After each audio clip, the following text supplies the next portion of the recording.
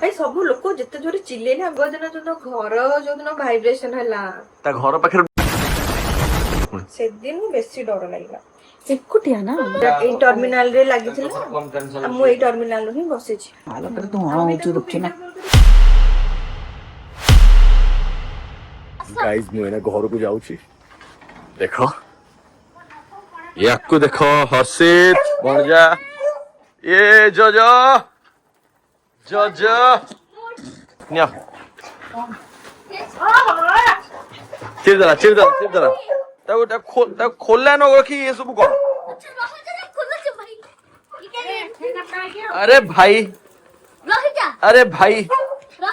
थोड़ा ठहरो तो भाई अरे भाई थोड़ा ठहरो तो बहुत खुशी होला किरे बाप रे कितने खुशी हो चले जी रहेगा এটা ছাড় দে से कहीं से रहता है फाल्टर चल बे तब छाड़ दे बाबा कौन इस तुम करो किए मार दला कहीं ए फैन टा बंद करो मत गरम घरे आसी पहुंचलो आराम से पूरा पूरी तो एका कौन करता सी तो आसपा नांती सी तो अच्छन सियाडे दुबई रे एका आसिया कथा बहुत शीघ्र से आसुची के चटकी हां लड़े रही लाइव में चिटकी में बहुत शीघ्र से आसुची ए हंदर फोन करतो कौन उठला माई कहिथिले ओटे माने ओटे मन तांको आउ के ओबे आनी बोले बापा एबे दूध गलती ना से ना मते कहिथिले तांकर ओटे टॉय बनेले माने मो पाखरे ओटे अछि अमेरिकन रो ब्लॉग सेमती व्हील रो को ताको एंती जोड़ी की छाड़ी दो फ्रेंड चले कि सेमती एंती चलिबो वाह बढ़िया दिन बहुत बढ़िया है मोबाइल नहीं के आने में बाबा केमते अच्छा भलो बढ़िया तो चुटकी फोन करतला हां कथा होतले हो 2-3 मास पर घर को आसी पूरा मजा आसीला भाई बढ़िया लागला मा काइला आसला आज वर्षा ही कि बाहर सियाड़ के दी सियाड़ के पूरा रे इतना वर्षा हां बाटर आसला देखलु वर्षा आइतला पूरा केते दिन सोचो एबे अच्छी मु 2-3 दिन एन्जॉय डिक्की रे तरबुज जोड़ा अछि तोरी पळास गाना के लगलो Shubham I love you spirit किए लेक्चर अविनाश होना के लेक्चर सातटा नहीं आछो ना केतना आनला ए 25 टका देखा हां सेतल मु आनतेनी सेतल 40 टका ना क किलो 40 टका हां तरबुज ना सुनना हां थिला पर फास्ट केही किछि जानि पन्नत ना की कथा भाई रे चुटकी गाड़ी भीतर बसछि सब भाबुछन कि दुबई रे आसी नै बोली हम तक दुबई रे नै आछू बाबा आज गाड़ी चले कि पार्किंग कर लेले भी जानि पालन कि बसछि भीतर बोली जो सुंगुछि जो कोन सुंगुछु बे एडम नै तुम 50 सीटर कंटिन्यूस नै आस ये मां ते बदमाश माने एते बदमाश ना तबे हां ये जिनस देखि मो डाउट निकला मु कहने चुआ बदमाश एउडा टेंशन लो पकई जंदी देखिलो माई नोची के बसची मां की गाड़ी में सत्त में तू बच्चो ये केबे गाड़ी पार्क कोले तो भी गाड़ी बदली मु का भी सब कुछ करने मोर किस दरकार मु पछ को मोर गाड़ी में छोटा वस्तु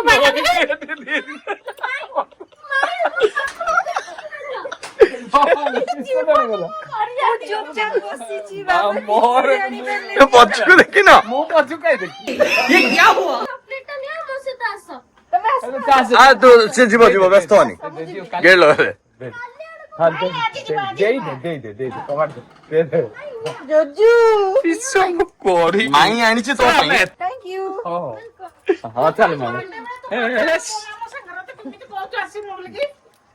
पीसा मैंने बदमाश ये सही से मम्मी पड़ी छंती से आसला कर दे जानली पीसा से आसला नहीं 7 दिन हो गया 7 दिन लाइलुनी एते बदमाश ना 7 दिन लाइलुनी छोटकी कान से आरो पार बुझला ना से जो नहीं इतना कदा नहीं शुक्रवार जाबे ना तबे एते टेंशन लाम अच्छे मु ओछिया बोलने बोले क्या बोल आस्ते नहीं छोड़ा आस्ते हमर कत खुशी दाने मुने दिन छोड़ा एते छोड़ का गरम में रखची सबको काटे पड़े बात पकड़ देबे तब पुओ को पार्टी कर जब पुओ किछि बोलले कार सब पर पकड़ ना सी कहले किछि कोनी केतने लाइसलुनी शुक्रवार दिन आसली बा ए शुक्रवार दिन तू एडे मुछे जड़ा सी मना गले तमे को तेको जम्मा कोनी मु डायरेक्ट नै की जीवी वो तो आटा देखि को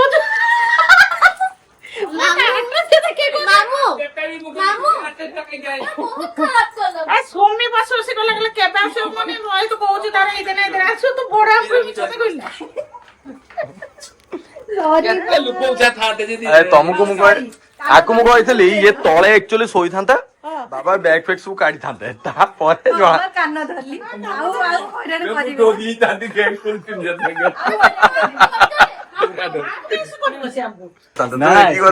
ନହି ଦେଇଛନ୍ତି ମୋର ମୁଁ ଆଉ ତଳକୁ ମୋ ବ୍ୟାକ୍ କରିକି ଆଣିନି ନା ବ୍ୟାକ୍ କରି ନେଇ ଆସିନି ମୋର ଏଠି ପୁରା ଦେରି ଫୋନ ନେବାକୁ ଏସବୁ ଚିନ୍ତାରେ ବସିଛନ୍ତି ହଁ ପରା ମାମାକୁ ମା କେମିତି ଲାଗିଲା ସରପ୍ରାଇଜ ବଢିଆ ଲାଗିଲା ଭଲ ଲାଗିଲା କି ତୁ ଆଜି ସକାଳେ କହୁଛି ସେ ପ୍ଲାଣ୍ଟ ର ବାଷ୍ଟ ବାହାରିଲୁ ନାଇଁ ମୁଁ ଫୋନ କରି ମତେ କିଛି କୁହନି ତମ ପୁଅକୁ କୁହ कैसा लगा मेरा मजा କଣ ହେଲା ହେଲା ହେଲା ହେଲା ହେଲା ହେଲା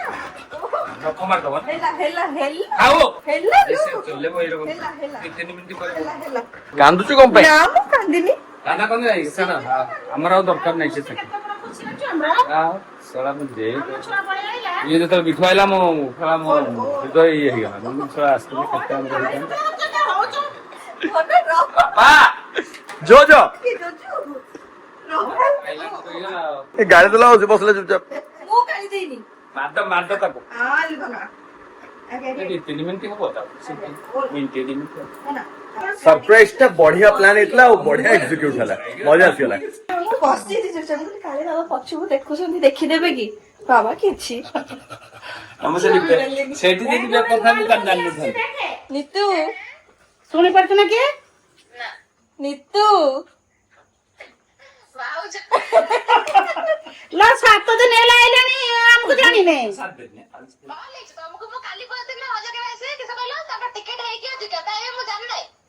ସେ ତ ମତେ ସେଇ କଥା କହୁଛ ମୁଁ କେମିତି ଜାଣିନି ଏଇ ମାମା ଫୋନ କରୁଛନ୍ତି ବା ନେଇଲୁ ସିଧି ଫୋନ କରୁଛନ୍ତି ତୁ ସାର୍ ଏତେ ମେଣ୍ଢା ନା ତୁ ବି ଦେଖି ପାରିଲି ମୁଁ ଦେଖିନି ମୋର ଗାଡି ଆଣି ପୁରେଇ ଦେଇକି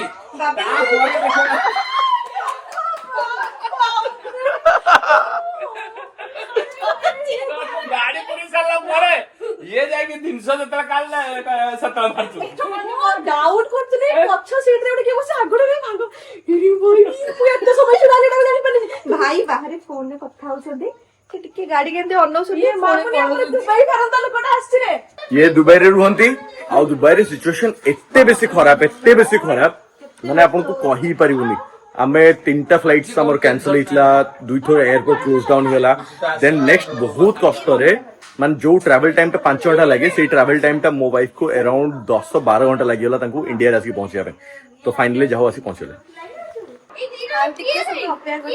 ओ राती 11टा हंड्रेड आस्ता दे घर भीतर को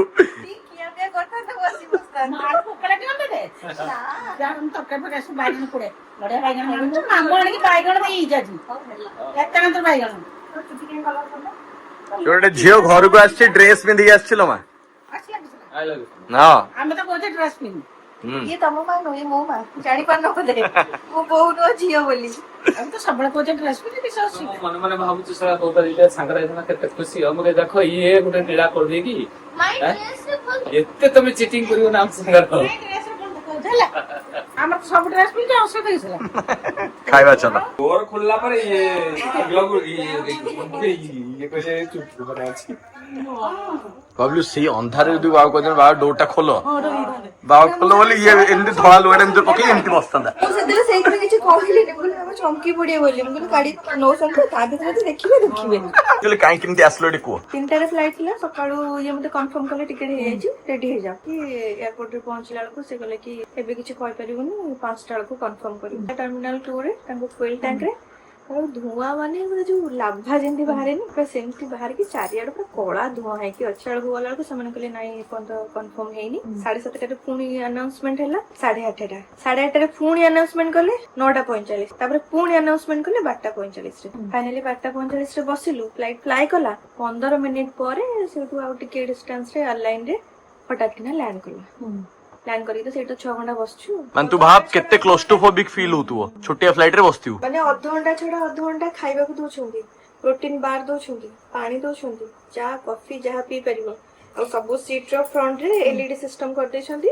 ହେଡଫୋନ ଦେଇଦେଲେ ଗୀତ ଶୁଣ, ମୁଭି ଦେଖ, ୟୁଟ୍ୟୁବ ଚଲା, ନିଜ ନିଜକୁ ବିଜି ରଖ। ହଁ କିଛି କହିଲେନି, ଜଷ୍ଟ ଫ୍ଲାଏ କଲା ପରେ ତାପରେ ଜଣା ପଡିଲା ଯେ ମାନେ ଏୟାରବେସ୍ କୁ ତାଙ୍କର ଇନଫର୍ମେସନ ଯାଇଥିଲା ଯେ ଫ୍ଲାଏ କରନି। ଏଇଟା ହଉଛି ଥର୍ଡ ଟାଇମ ଟିକେଟ ବୁକିଂ କରିବାର। ତା ପୂର୍ବରୁ 2 ଥର ଟିକେଟ କ୍ୟାନସଲ, ଏୟାରପୋର୍ଟ କ୍ଲୋଜ। ଗୋଟେ ଥର ତ ଆବୁଧାବିରେ ତାର ଥିଲା। ସକାଳୁ ଦିଦି ସକାଳୁ ପୁରା ରେଡି ହେଇକି ବସିଥିବି, ଜଷ୍ଟ ଘରୁ ବାହାରିବା ପୂର୍ବରୁ ମେଲ ଆସିବ କ୍ୟାନସଲ, ଫ୍ଲାଇଟ୍ କ୍ୟାନସଲ ହେଲା।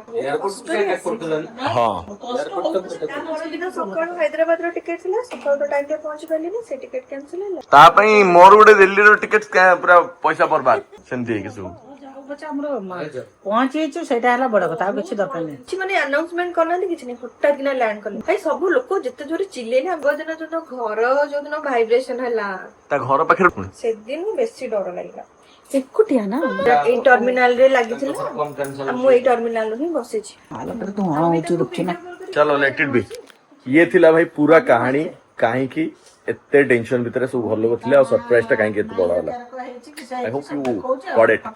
ଇଭେନ୍ ଇଫ୍ ମୁଁ ୟୁଟ୍ୟୁବ ରେ ବି କାହାକୁ କହିନି, କିଛି ଭିଡିଓ ପକେଇ ନାହିଁ କି ଦୁବାଇ ପଳେଇଛି କି ଦୁବାଇରେ ଏମିତି ଟେନସନ ହେଇଛି, କାହିଁକି ବେକାର ପର୍ସନାଲ ଟେନସନ କୁ ସେୟାର। ଏବେ ସେ ଆସିଗଲେ ବୋଲି ଆମେ ଏଇଟା ଆପଣଙ୍କ ସାଙ୍ଗେ ସେୟାର କରୁଛୁ। ବାସ୍ ଘରକୁ ଆସୁ ଆସୁ ବାବାଙ୍କର ରୁଟି ପରଟା, ମାର ପଖାଳ, ଚୁଟକିର ପଖାଳ, ଆଳୁ ଭଜା, ବାସ୍ ଶାଗ ଭଜା। ଆସୁ ଆସୁ સોલ ଫୁଡ ଖାଇବାର ମଜା ଯୋଉ ଅଲଗା। ଟମାଟୋ ପୋଡା ଚକଟା ମୁଁ କିନ୍ତୁ ଖାଇବି ପଖାଳ, ଆଉ ପଖାଳ ଖାଇବିନି ମୁଁ, ପରଟା ଆଉ ରୁଟି ଖାଇବି ବାବାର ମୋର। ନାଇଁ ନାଇଁ କାଲି ହବ ମଟନ, କାଲି ମଟନ କାଲି ସକାଳେ ହବ ମଟନ, ଚୁଲି ରୋଷେଇ ହବ। ବହୁତ ଦିନ ହେଲା ହେଇନି। ଚୁଲି ହେଇଯାଇଛି ମାନେ ଯେ ଜାଗାରେ ଆଉ ବସିକି ତ ଆରାମରେ ଜାଳିକି ଚୁଟକି ବନେଇବ କାଲି ଚୁଲି ମଟନ ଫାର୍ଷ୍ଟ ଟାଇମ। ତମେ କିନ୍ତୁ ବସିକି ସେଠି ଫୁଙ୍କିବ ଚୁଲି। ଓ ପଖାଳ ନିଦ ଅଲଗା। ମା ମତେ ଯଦି ଖୁଆଇଲେନି, ଗାଲ ଦିଟା ଯେମିତି ନସିଲା ଆହୁରି ଡବଲ ହେଇଯିବ। ଶାଗ କଳମ ଶାଗ ନାମ ଦେଇଥିଲା, ନାଇଟା ରଖି ନୂଆ ନାଇଟା କିଣିବୁ କିନ୍ତୁ ଖାଇଦିଅ ବହୁତ ଦିନ ପରେ ପଖାଳ ମିଳୁଛି, ଖାଇଯା। ଏଇଟା ନାଇଟ୍ ପିନ୍ଧୁନି, ଏ ଶାଢୀ ପିନ୍ଧୁଛି। ମୁଁ କେମିତି ଜାଣିବି? ନା ତମେ କହୁଥିଲ ଘରର ବଡ ବୋହୂ, ଯେମିତି ରହିବ ତ ସେମିତି ରହିବ। ତମ ଶାଶୁ ବୋହୂ କଥା ହେବେ, ଆମେ କାହିଁ କଥା ହେବା। ମତେ ତ ଶାଢୀ ପିନ୍ଧିବାକୁ ଭଲ ଲାଗୁଛି, ମୁଁ ତ ମନା କରୁନି। ଶାଢୀ ପିନ୍ଧିବୁ ଏଇଟା ଭଲ ଲାଗୁଛି ପିନ୍ଧ। ଅସୁବିଧା ନାହିଁ। ନାଇଁ ନାଇଁ ଇଏ ଯୋଉଠି ଯାଇଥିଲା ଏଠି ବୁର୍ଖା ପିନ୍ଧନ୍ତୁ, ବୁର୍ଖା ପିନ୍ଧ। ଏଇଥିରେ ବୁର୍ଖା କରିଦେବି। ନାଇଁ ନାଇଁ ପୁରା ବୁର୍ଖା ପିନ୍ଧିବ। ଆଳୁ ଭଜାଟା କେମିତି ଲାଗୁଛି? ଏଇଟା କାଲି ମୁଁ ଶାଢୀ ବଢିଆ। କର୍ଣ୍ଣଫ୍ଲୋର ଦେଇ ଭାତିଲେ ବରା କରିଥିଲି। ଖାଇଲୁ? ପଖାଳ ମା, ପଖାଳ ଭଜା ଲୁଣ ଯୋଉ ଶାନ୍ତି ଆଉ କୋଉଥିରେ ନାହିଁ। ପଖାଳ କଣ ସେଠି ମିଳୁଥିଲା? ପରଦିନ 2 ଦିନ ପଖାଳ ଖିଆ ହେଲା, ମୁଁ ଖାଇଦେଇକି ଶୋଇଛି ଏକାଥରେ 6ଟା। ଆଜି ପଖାଳ ଖାଇକି ଶୋଇବନି, ମାନେ ପଖାଳ ଖାଇ ଶୋଇଛି ମୁଁ 12:30 ଉଠିନି 5ଟା। ମାନେ ତାକୁ ଥଣ୍ଡା କରିଦେଇଛି ନା। ମାର ଅଦ୍ଭୁତ ଉଦ୍ଭାବନ, ଛୁଇଁକୁ କର୍ଣ୍ଣଫ୍ଲୋର ଦେଇକି ଭଜା ହେଇଛି ଆଉ ପକୁଡି ବନା ହେଇଛି। ଛୁଇଁ ପକୁଡି ବଢିଆ ଲାଗୁଥିଲା, ବଢିଆ ଲାଗୁଥିଲା। ବାବା ପଚାର ବଢିଆ ଲାଗୁଥିଲା। ଗରମରେ ଭଲ ଲାଗୁଥିଲା, ଏବେ ଥଣ୍ଡାରେ ଭଲ ଲାଗୁଥିଲା। ପାଟି ଖାଇବ, ପାଟି ଭିତରେ ଖାଲି କେଞ୍ଚୁ କୁଞ୍ଚି ହେଇଯିବ। ତମେ କୁହ, ଚିକେନ ପକୋଡା ଖାଇଥିବେ, ପନିର ପକୋଡା ଖାଇଥିବେ, ମସରୁମ ପକୋଡା ଖାଇଥିବେ, କେବେ ଛୁଇଁ ପକୋଡା ଖାଇଛନ୍ତି? ଏଇଟା ଖାଇବନି, ଏଇଟା ଖାଇବନି, ତୁ ଘାସ ଚୋବେଇଲା ଭଳିଆ ଲାଗିବ, ପୁରା ଏକଦମ ଚକଡା ଖାଉଛ ତମେ। ୟୁଟ୍ୟୁବ ଦଉଥିଲା ଦେଖିଥିଲି ନା, ସେଠୁ ମୁଁ କହିଲି କରେ ଆଉ। ମୋ ଦେଖା କେତେ ସୁମିଆ ଟିଭି କରିଛି। ସବୁ ଜିନିଷ ୟୁଟ୍ୟୁବ ରେ ଦେଖିବେ, ତାର ଅର୍ଥ ନୁହେଁ କି ସବୁ ଜିନିଷ ଟ୍ରାଏ କରିବେ। ଏଟା ପାଟିରେ ତ କେଞ୍ଚି ହାର୍ଡ ହେଇଯାଇଛି ଆଉ ଛୁଇଁବା। ଗରମରେ ବଢିଆ ଲାଗୁଥିଲା। ତମେ ଯେତେ କହୁଛ ହାର୍ଡ ହେଇଯିବ, ସେତେ ହାର୍ଡ ନାହିଁ। ଛଣା ହବ ସେତେବେଳେ ଖାଇବ। ଗାଈ ତ ଲିଚୁ ଖାଦ୍ୟ ଖାଇବ।